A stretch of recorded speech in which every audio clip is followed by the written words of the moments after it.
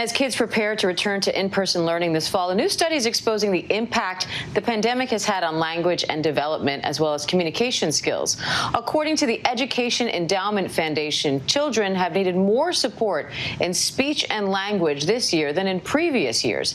55 out of 57 of schools also said they were either very concerned or quite concerned about communication and language development. So let's bring in speech-language pathologist at the Mayo Clinic in Arizona, Sarah Charney, for more on this. Sarah, thanks so much for being here. Just how bad is it, do you think? How much did this strange time in school, at home, and so on have on the language development and the communication of our kids? Good question. Nice to be here today. Thank you, Diane. When I wrote this article about the potential impact of these preventative strategies, I think time will tell. I don't think we actually know yet. But I think mask wearing, social distancing, virtual learning, I think although these measures are very necessary and important, based on what we know about speech and language development, we hypothesize that there may be some potential unintended consequences regarding the potential impact of mass blocking visual cues for the listener. We know lip reading is very important for speech and language development. Some studies have shown, sensors on babies, they track their attention and found that infants initially pay more attention to the speaker's eyes.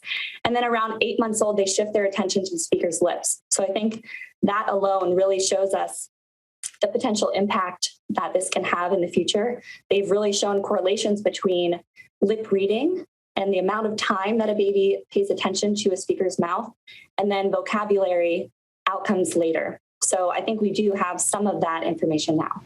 Yeah, we did a piece a few months ago about special needs kids and how they've been affected. And one of the kids that we featured had a hearing impairment. And his mother said it was really difficult for him to do classes on Zoom because he's not old enough to read closed captions and he can't hear what the teacher is saying. So how have you seen the pandemic disproportionately affecting kids with special needs and particularly those with hearing loss? Absolutely. That is definitely a more vulnerable population. We know that masks are known to degrade the speech signal and reduce the volume of certain high-frequency sounds that are important for understanding speech. This can, again, be especially difficult for not only everyone, but especially for people with hearing loss, which actually affects about 1 to 2 children in every 1,000 babies that are born per year. And these children already, as you kind of mentioned, already have difficulty with speech perception. So between the lower volume and the lack of ability to read lips, which they often heavily rely on, they are put at a further disadvantage.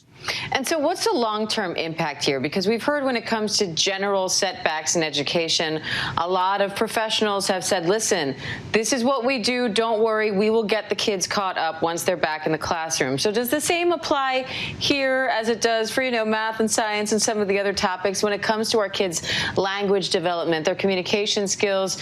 How long do you think it'll take for us to make up for that lost time? That's an excellent question. I don't think I have the answer to it, but what I do think is that, first of all, I want to give a shout out to the teachers that have been having to deal with this for over 1.5 years now. And I think they have been able to be so creative and resourceful with what they have and teaching in an essentially virtual world. And so I think the teachers are already doing what they can. I think things that, preventative strategies that we can put into place is clear masks is one.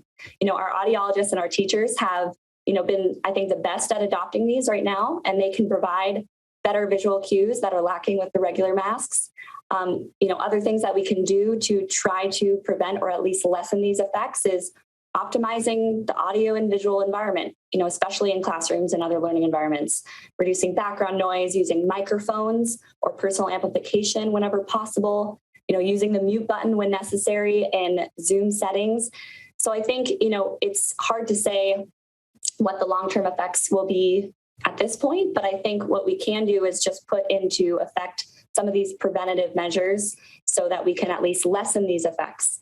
And I would also just want to encourage parents who are concerned about language delays or speech and language development difficulties to reach out to their pediatricians, who will probably, refer them to an audiologist or a speech language pathologist, just to make sure that they're on track.